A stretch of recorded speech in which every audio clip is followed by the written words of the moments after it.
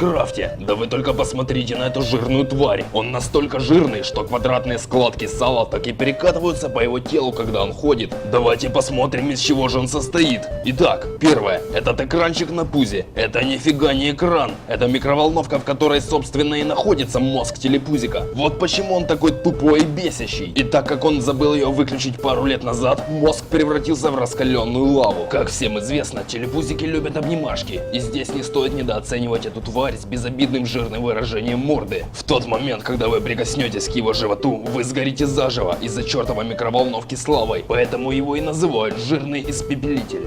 И что, думаете быстренько вернуться и подобрать все вещи, которые из вас выпали? Хрен там был, потому что вы совсем забыли об этом адском пылесосе. Это чертов упоротый двойной сундук на колесиках с хоботом, который быстренько подберет весь шмот, который из вас выпал. Также на голове телепуза торчит морковь. Это антенна, по которой он принимает команды, так как его собственный мозг запекся в микроволновке. А команды ему передает это уродское солнышко с лицом какого-то младенца, которое настолько стрёмно улыбается, что у неподготовленных игроков наглухо выгорает сетчатка глаза. И все бы кажется не так плохо, но беда не приходит одна. У этого моба есть еще разноцветные дружки, такие же мешки с салом, как и он. Так что если увидишь на просторах Майнкрафта компашку этих шерстяных жиробасов, будь добр, подбросим парочку взрывов.